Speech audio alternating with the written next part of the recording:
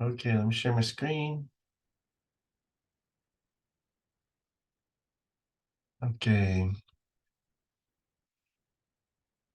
What we're going to do here is I'm going to quickly go over just a few things on the slides. I want you to look through the slides on your own.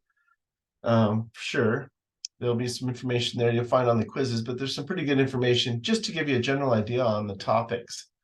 So with that being said, there's also an article that I placed for this topic one in Canvas there. You'll see it on the same module page that you see this recording. Should be just below it. That will have a lot of good information and also some things that'll be on the exam. So make sure that you read through that article and look for some of the names that you see in the PowerPoint here in that article, and know what those people did, and it'll give you a general idea, a little deeper actually, idea than these slides on what was going on in the world when it came to health and health related things. So off we go. Let's see here. Just really quick, we're going to go through the 1800s here. What I want you to notice is on these pictures, we'll give you an idea of kind of what we're talking about in the slide. So we have a surgical suite here. These are physicians or so-called physicians. I'm not sure who the artist was here. This is a portrayal of a surgery that's taking place. And you can see that there's smoke in the room. Someone's smoking a pipe over here. There's no masks on. It's just kind of just laid out on someone's table. So not a very sanitary place to do a surgery. So just keep that in mind when we talk about the 1800s. Now, you can go even further back than that. There may have been some advances that we lost in history, but as we approach our modern times, a couple hundred years ago, we still weren't doing real good work. So if you look down here, this is a picture of New York City. This is Trinity Church steeple here on the right. So keep that in mind as we go through these. Once again, not a lot of doctors were practicing under a license. A lot of them were just kind of holistic. A lot of our surgeries were done in barber shops because they had the tools. So it was a little bit chaotic, I think, in the late 17, early 1800s. As we approached the late 1800s, things started to improve a little bit. As you can see, same street down here at the end on this picture on the right. Down here on the end, that's Trinity Church way in the distance. You can see cobblestones. We still have awnings on just about every apartment building. That isn't to keep the shade on the front door. That's to protect the people walking on the sidewalks from the urinals and the pots that they would dump out the windows. That was the form of, in the cities at least, that was the form of sanitation for our waste. Surgical suites improved just a little bit here. The reason why the sanitation got better and better is the sanitary practices of some of the early pioneers. Read that article, people like Florence Nightingale, Louis Pasteur, and Clara Barton, and some of the others and what they've done. So these names here on the left will give you kind of an idea through those people of what was going on in the 18 to early 1900s and the advances. We owe a lot to the people there on this slide. Just a quick slide here to show you what the top diseases were in the 18th century. Some of these we don't even get anymore. And we have vaccines for just about all of them.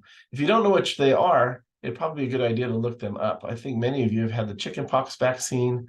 Cholera is still prevalent in the world, but not so much here in the United States. So look that up. That's a disease from bacteria. So look that one up. And then of course, top 3 causes of infectious diseases were right over here. So well, the big number that we need to look at is the mortality rate, 40%, over 40%, especially kids under 5. Well, we're not doing a whole lot better now. So look at our trial mortality rates even now. We're still not great. So 20th century, we had lots of improvements in fighting infectious disease. Penicillin and its derivatives became more apparent or more prevalent. We had surgical suites here. We still had a lot of people still watching, no masks, things like that. The cities became more modernized with modern plumbing. We started to pay more attention to mental health and to women's health. And the definition of health started to expand a little bit. If you go back a couple of slides, the definition of health was just not being sick. And now, right, we have the social aspect, emotional aspects, mental health, spiritual aspects. So it's not just physical health anymore that we're concerning ourselves with in the 20th century. We refer more to body and social functions. So modern New York City, with all the indoor plumbing you can imagine, clean water. It's a fantastic place to visit if you like to live there and then have a good time. Surgical suites with masks, double gloved. We've got all people wearing and covering patients, and it's just a much better atmosphere. So we're not only referring to our health as in our body now, but we're also looking at the social aspects. A couple of things you need to do: make sure you understand what mortality and morbidity is. I'll go over this really quick. Basically, mortality is describing death rates, and those death rates occur because of the incident that's occurring and the number of illness at one given time. It's a snapshot of that illness. The prevalence is the number of existing cases. So an incident can add to the prevalence at one given time. And of course, you can leave the prevalence pool by getting better, right? And then you might get sick again. That's what we call reoccurrence. Or you leave the prevalence pool by dying, and we call that mortality. So mortality is death rates. Morbidity is the illness rate. So when we look at morbidity, you need to understand incidence, prevalence, and reoccurrence. So this does a pretty good illustrating that. So remember, it's just a snapshot in time. So when you hear these things in the news, you have to think to yourself, okay, that's just a snapshot in time. You need to look at a lot of these snapshots in a row to see how we're tracking with our illnesses. 3 different types of ways that we look at prevention: primary, secondary, and tertiary. Once again, they go in order, right? We want to prevent something from happening primarily. If we recognize we have something going on, we have to make some changes. That's secondary.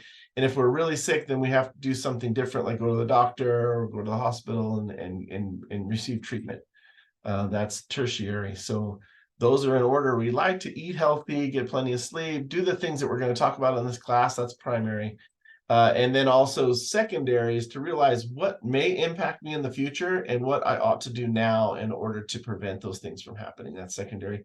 And then, of course, we'll talk a little bit about tertiary stuff and ways we can get treatment as we go through the class. So make sure that you remember this slide and the slide previous to this as we work ourselves through this class.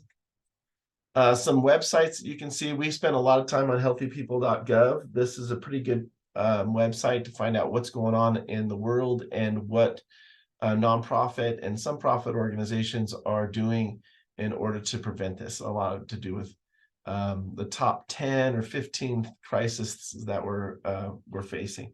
And there's some crises that are just now popping up.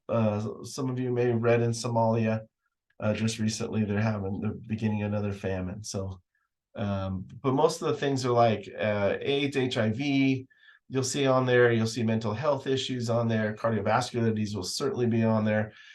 Clean drinking water in parts of the world. So healthypeople.gov will target some of the things that are needed to be changed, use businesses throughout the world to create funds in order to help eradicate either the disease or begin to place things to prevent unhealthy things from happening. So it's pretty good. It's a pretty good organization. And there's the website. So if you'd like to take more of a look. Lots of health promotion programs out there. Many of you may have heard of WIC. There's certainly free and reduced school lunches. We do that here at Safford and well throughout the Gila Valley, but we do a great job of it at the Safford schools. So tobacco-free Arizona is another one.